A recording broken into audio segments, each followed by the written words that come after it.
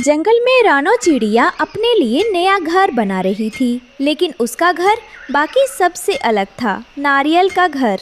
ये नारियल का खोल लोहे जैसा मजबूत है। अब चाहे कैसी भी आंधी आए, मेरा घर नहीं टूटेगा। तभी गोरी कौवी और कालू उड़ते हुए वहाँ आते हैं। पागल हो गई है क्या रानो? कौन नारियल से घर बनाता है? इतनी अकल किसी ने भी नहीं दिखाई। तू बस सबको दिखाने के लिए नाटक कर रही है। हंसो जितना हंसना है, कल वक्त बताएगा कौन सही है। अचानक बादल गरजने लगे, बिजली कड़की। बंटी कबूतर और मिट्ठू तोता अपने घर की खिड़की से बोलते हैं, अरे ये कैसी हवा चल रही है? मेरा घर तो हिल रहा है। अरे मुझे बहुत डर लग रहा है। ये तूफान है क्या? हाय, मेरे अंडे घर में हैं। अगर घर उड़ गया तो मेरे बच्चे कभी जन्म भी नहीं ले पाएंगे। कोई मेरी मदद करो। इसी बीच बंटी की जोड़ीदार बबली कबूतरी भी अपने घोंसले से चीखती हुई बाहर आई। बंटी, बंटी, ये तूफान तो सबको छुड़ा देगा। हमारा घोंसला कितना कमजोर है। अगर ये टूट गया तो हम दोनों कहाँ जाएंगे? मुझे समझ नहीं आ रहा क्या करूं। तूफान और तेज हुआ। अब तोता और हरियाली तोती अपने अंडे लेकर मदद के लिए गोरी कौवी के घर के बाहर आए। गौरी बहन, जरा हमें अपने घर में जगह दो, तूफान थमने तक। मेरे पास खुद जगह नहीं है, तुम्हें क्यों अंदर लूं? कालू भाई, तुम तो समझदार दिखते हो, हमें अपने साथ ले लो। मैं किसी की मदद नहीं करता, सब अपनी अपनी जान बचाओ। गौरी और कालू की बातें सुनकर तोता तोती का दिल टूट गया। वे रोते रोते इधर उधर उड़ने लगे। हवा और तेज हुई, लेकिन तभी दोनों की नजर रानो के नारियल वाले घर पर पड़ी। वो मजबूत के साथ खड़ा था, हवा भी उसे हिला नहीं पा रही थी। देखो, रानो का घर तो बचा हुआ है।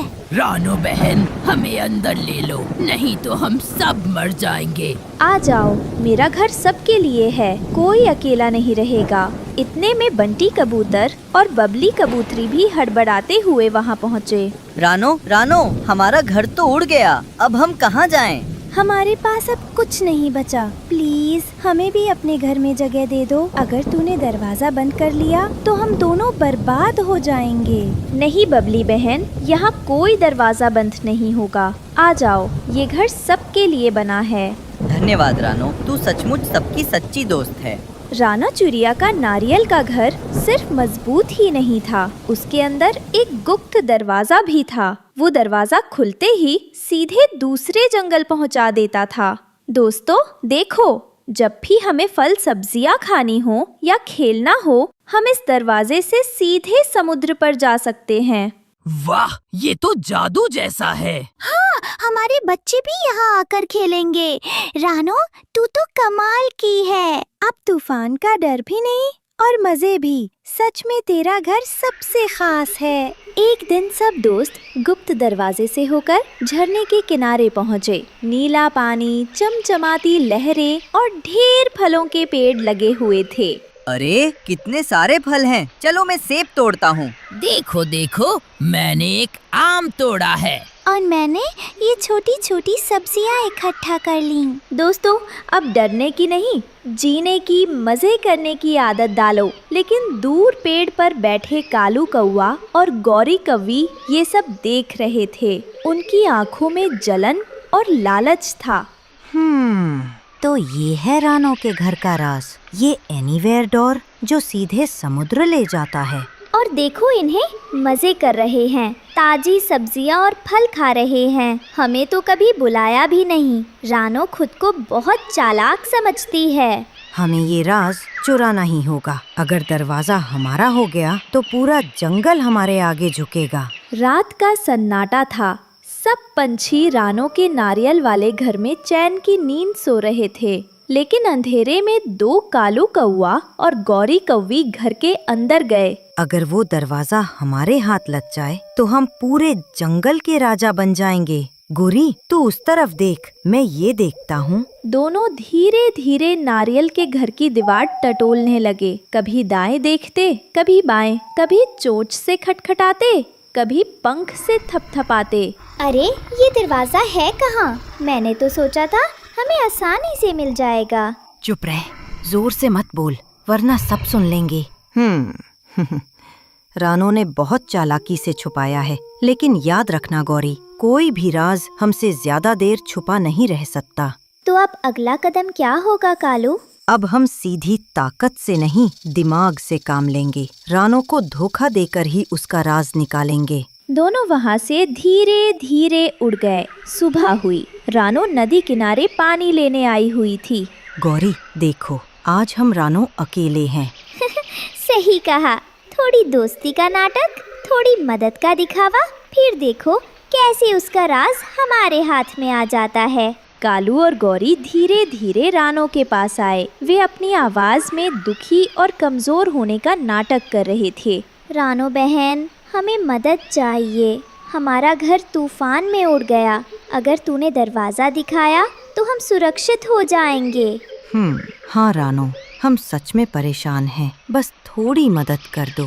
रानो उनकी बातें सुनकर थोड़ी चौंकी। इन्हें कैसे पता एनीवेयर डोर के बारे में? रानो बहन, सच में हम परेशान हैं। हमें बस तुम्हारी मदद चाहिए। कालू और गौरी रानो को बहलाने की कोशिश कर रहे थे। आखिरकार रानो ने मुस्कुराते हुए कहा कि वह उन्हें दरवाज़ा दिखाएगी, लेकिन उसके मन में एक गुप्त योजना थी। ठीक है कालू, ठीक है गौरी, अगर तुम सच में दरवाज़ा देखना चाहते हो तो मैं तुम्हें ले चलती हूँ। हाँ चलो जल्दी रानो, हमें देर मत कराओ। रानो दोनों को लेकर नारियल वाले घर के उस कोने में पहुंची जहां गुप्त दरवाज़ा छिपा था, और मन में वो सिर्फ एक ही चीज़ सोच रही थी, काला जंगल, अजनबी जंगल, जहां ये दोनों सदा के लिए खो जाएं। जैसे ही रानो ने दरवाज़ा खोला, वहां जंगल दिखाई देने लगा। यही है वो दरवाजा। जल्दी चलो गौरी, खजाना हमारा इंतजार कर रहा है। हाँ कालू, चलो अभी अंदर चलते हैं। दोनों बिना एक पल सोचे दरवाजे के अंदर कूद गए। जैसे ही कालू और गौरी अंदर पहुंचे, रानो ने तुरंत दरवाजा बंद कर दिया। एक तेज चमक हुई और दरवाजा गायब हो गया। लालच का यही अंजाम होता है। जो दूसरों को धोखा देता है उसे कभी सुकून नहीं मिलता। उधर कालू और गौरी खुद को एक काले अजनबी जंगल में पाए। चारों तरफ अंधेरा और डरावनी आवाजें थीं। अरे ये कहाँ आ गए हम? ये तो बहुत डरावना है। नहीं, हमें धोखा दिया। रानो ने हमें धोखा दिया। इस तरह रानो की समझदारी ने पूरे जंगल को सुरक्षित रखा और कालू गौरी हमेशा के लिए अजनबी काले जंगल में खो। अरे वाह, देखो तो कैसी चमक रही है मेरी चूड़ियाँ। धूप में सूखकर और भी सुंदर लग रही हैं। आज तो जरूर सब मेरी दुकान पर आएंगे। एक बड़े पेड़ के नीचे रानो चिड़िया ने अपनी छोटी सी दुकान बनाई थी। जंगल में सिर्फ रानो ही नहीं बल्कि बबली कबूतरी और हरियाली तोती भी चूड़ियाँ बेचती थीं। लेकिन रानो की बनाई चूड़ियाँ सबसे अलग और सुंदर होती। अरे रानो, तेरी चूड़ियाँ तो सच में सबसे सुंदर होती हैं। देख, इनकी चमक देखकर ही मन खुश हो जाता है। बिल्कुल सही कह रही हो बबली बहन। लगता है जैसे किसी ने इंद्रधनुष को तोड़कर तेरी टोकरी में भर दिया हो। हम तो कभी कभी खाली ही बैठ जाते हैं, लेकिन तेरी दुकान पर हमेशा भीड़ रहती है। अरे नहीं नहीं, ऐसा मत कहो। तुम्हारी चूड़ियाँ भी बहुत अच्छी होती हैं। जंगल के एक कोने में कालू कौवा और गोरी कौवी की कबाड़ की दुकान थी। उन्हें रानो की बढ़ती दुकानदारी बिल्कुल पसंद नहीं थी। देखा गौरी, सब रानो से ही चूड़ियाँ खरीद रही हैं। हमारी दुकान की ओर तो जैसे कोई आता ही नहीं। अरे कालू, कौन खरीदेगा तेरे ये कबाड़ का सामान? टूटी फ्रिज, फटी रद्दी, टीन के डब्बे, इनका करेगा कौन क्या? ये चूड़ियाँ नहीं है जो चमकती है, लोगों का मन खुश कर देती हैं। चुप कर गोरी, तू समझती नहीं है। ये कबाड़ ही असली सोना है। इंसानों की बस्ती में देखना, कबाड़ का काम करने वालों के पास कितना पैसा होता है। मालिक लोग कबाड़ बेच बेच कर शादियों में लाखों रुपए लुटाते हैं। डीजे बजता है, रेड बुल की बोतलें बहती हैं, पिस्ते की लोज और महंगे पकवान सजते हैं। हमारा भी काम जमेगा एक दिन। हाँ, तू सही कह रहा है। मैंने भी देखा है, इंसानों की बस्ती वाले कबाड़ी मालिक अपनी बेटियों की शादी में इतना पैसा खर्च करते हैं कि पूरा मोहल्ला बात करता है। महंगी मछलियाँ, मिठाई के पहाड़ और गाड़ियों की कतारें। सच कहूँ, तेरी इस दुकान में तो ऐसी ही खुशबू आनी चाहिए थी, पर आती है बस सड़े कबाड़ की।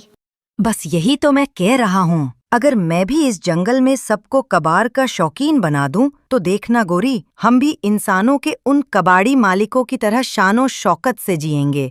लेकिन रानो चिड़िया, उसकी दुकान बीच में कांटे की तरह चुभ रही है। जब तक उसकी रंग बिरंगी चूड़ियां बिकती रहेंगी, कोई हमारे कबाड़ को हाथ नहीं लगाएगा। तो फिर करना क्या होगा? कुछ करना पड़ेगा। अगर उसकी चूड़ियां टूट जाएंगी तो सब उसके पास जाना छोड़ देंगे। तब मजबूरी में सब हमारे कबाड़ से ही काम चलाएंगे। और उस दिन गोरी, हमारी किस्मत भी इंसानी कबाड़ी मालिकों जैसी चमक उठेगी। दोनों ने ठान लिया कि रानो की रंग बिरंगी चूड़ियों को हर हाल में बर्बाद करना है। रानो चिड़िया ने रात भर मेहनत करके नई नई चूड़ियां बनाई थी और धूप में सुखा रखी थी। उसी वक्त झाड़ियों के पीछे से कालू कौवा धीरे धीरे दबे पांव निकलता है। उसकी नजर सीधे उन चमकदार चूड़ियों पर जाती है। देखो कैसे चमक रही हैं ये चूड़ियां। आज देखता हूँ रानो कैसे दुकान लगाएगी।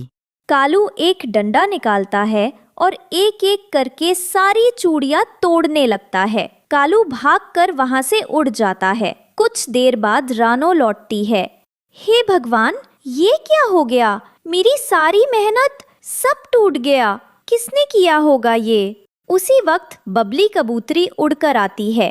रानो, हिम्मत रखो। जिसमें भी ये किया होगा, ऊपर वाला उसका बुरा करेगा। हम सब तेरे साथ हैं। बबली बहन, शायद तू ठीक कह रही है। चूड़ियां टूट सकती हैं, पर मेरा हौसला नहीं टूटेगा। मैं फिर से शुरू करूंगी। रानो दुखी तो हुई, लेकिन हार नहीं मानी। उसने फिर से चूड़ियां बनाई और अगले दिन जंगल में दुकान लगाने आई। आओ आओ, रंग बिरंगी चूड़ियां ले लो।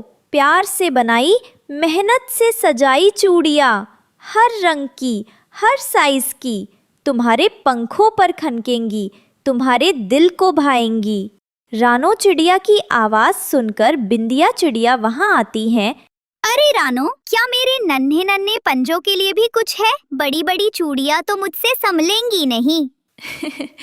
हाँ, तेरे लिए मैंने खास छोटी छोटी चूड़ियां बनाई हैं। देख, ये रंग बिरंगी, बिल्कुल तेरे जैसी चंचल। वही अपनी कबाड़ की दुकान से कालू कौवा रानो की दुकान पर लगी भीड़ देख रहा था। सब उसी की चूड़ियां खरीद रहे हैं। कुछ तो करना होगा। कालू ने पास खड़ी गोरी कौवी को इशारा किया। गोरी, सुनो मेरी बात। तुम अभी रानो की दुकान पर जाओ और वहाँ से चूड़ियां खरीद लाओ। क्या? मैं उसकी चूड़ियां खरीदूं? अरे मूर्ख, बात समझा कर। चूड़ियां खरीद कर यहाँ लाओ, फिर हम उन्हें तोड़ देंगे। आहा, और फिर सबको दिखाएंगे कि देखो देखो, रानो की चूड़ियां कितनी कमजोर है। हाँ, यही तो असली चाल है। ग्राहक उस पर से भरोसा उठाएंगे और फिर हमारी दुकान पर आएंगे। गोरी कौवी चुपके से रानो की दुकान पर पहुंची। अरे रानो बहन, तुम्हारी चूड़ियां तो कमाल की हैं। अरे वाह, देखो तुम्हें कौन सा रंग पसंद है? लाल, नीली, हरी, पीली, सब आज नए रंगों में बनी हैं। मुझे ये लाल और सुनहरी चूड़ियां दे दो। बहुत सुंदर हैं, बिल्कुल मेरे रंग में फिट। फिर दोनों मिलकर चूड़ियां तोड़ देते हैं। अरे भाई बहनों, रानो की चूड़ियां मत लेना, वो टिकती ही नहीं। लेकिन जब पक्षियों ने चूड़ियां पहनी तो सबको पता चला कि चूड़ियां बिल्कुल मजबूत हैं।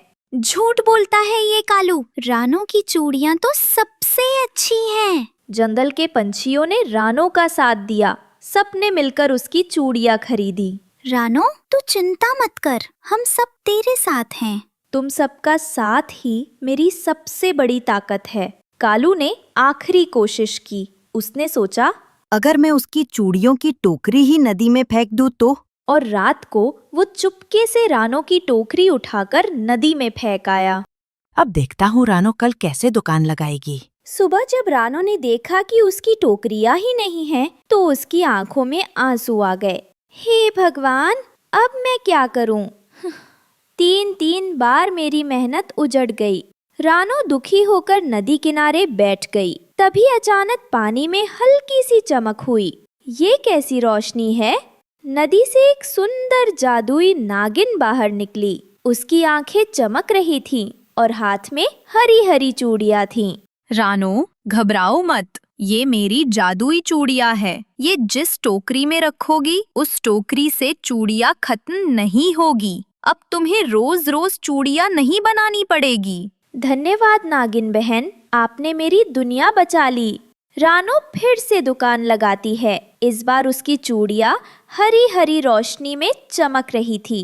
सब पक्षी दौड़ दौड़ कर खरीदने लगे। वाह, ये तो पहले से भी ज्यादा सुंदर है और कितनी मजबूत भी। कुछ दिनों बाद रानो ने जंगल में एक छोटा सा घर बनाया, हरी चूड़ियों का घर। वहाँ वो सबके लिए चूड़ियाँ टोकरी से निकालती और मुफ्त में भी बांट देती। दोस्तों, जब तक हम सब मिलकर रहेंगे, कोई हमें हरा नहीं सकता। ये चूड़ियाँ सिर्फ गहना नहीं, ये हमारी दोस्ती और भरोसे का निशान है। और इस तरह रानो चिड़िया ने अपनी मेहनत, सच्चाई और दोस्ती से पूरे जंगल का दिल जीत। सुबह का सुनहरा समय था। पेड़ों पर ओस की बूंदें चमक रही थी। रानो चिड़िया अपने बेटे मोगली के साथ दाना खोज रही थी। तभी झाड़ियों के पीछे से हल्की सी करहने की आवाज आई। मोगली, बेटा, ये कैसी आवाज है? लगता है कोई घायल है। दोस्तों, ये रहे हमारी आज की वीडियो के प्यारे सब्सक्राइबर्स के नाम।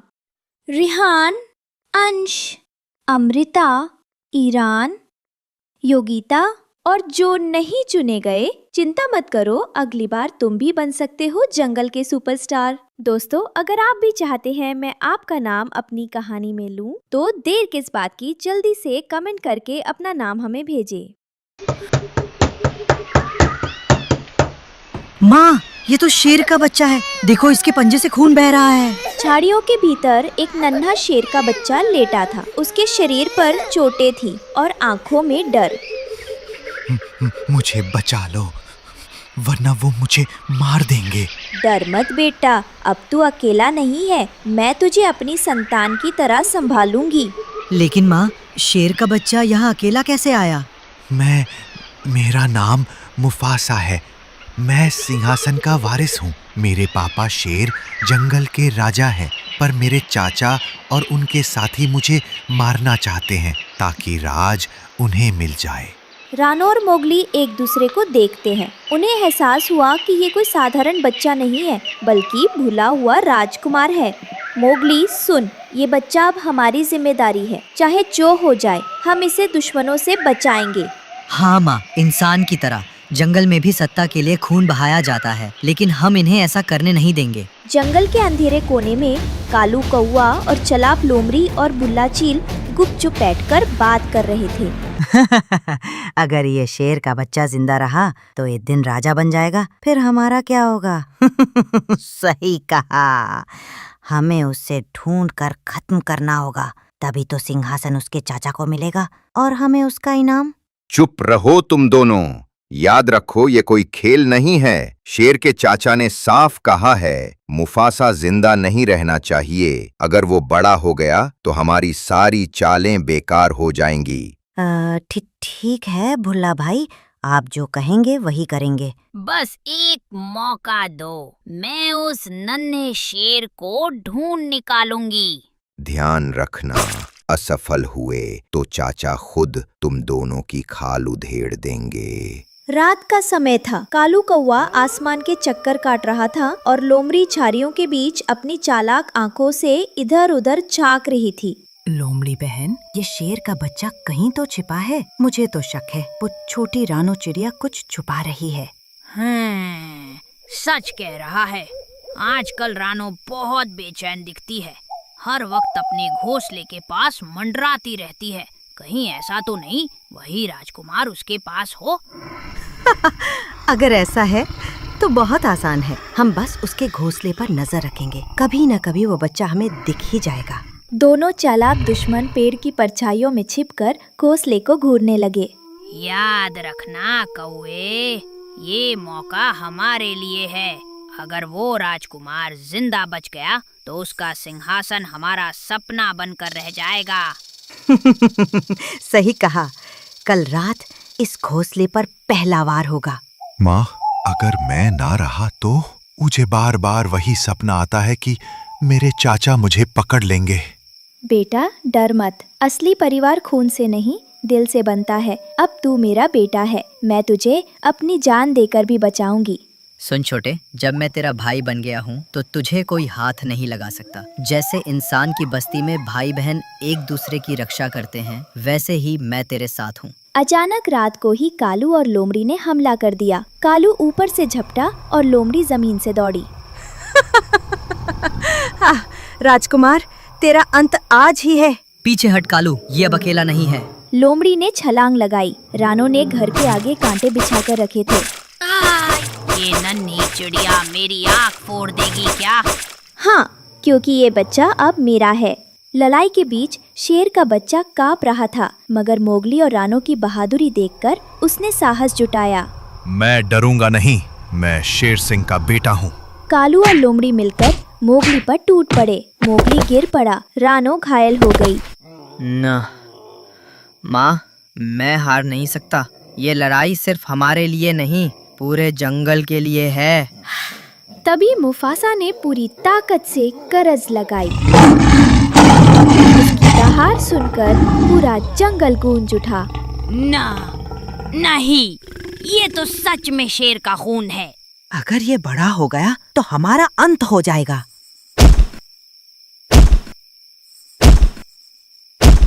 मोगली ने भाले से कालू को पटक दिया। मुफासा ने अपने नन्हे दांतों से लोमड़ी को काट लिया। दुश्मन घायल होकर भाग खड़े हुए। देखा बेटा, डर हमेशा दिल में होता है। एक बार हिम्मत कर लो तो कोई ताकत तुझे रोक नहीं सकती। सुबह की किरणों में जंगल चमक उठा। सब जानवर इकट्ठे होकर शेर राजकुमार को प्रणाम करने लगे। ये है हमारा असली राजकुमार। आज से तू अकेला नहीं, तेरी माँ बहन यहाँ है और तेरा भाई मैं हूँ। माँ, भाई, अब मुझे डर नहीं लगता। रानो चिड़िया और मोगली ने साबित किया कि खून से नहीं बल्कि अपनापन और साहस से परिवार बनता है। और वो नन्हा शेर अब भुला हुआ राजकुमार नहीं रहा, बल्कि पूरे जंगल की आशा बन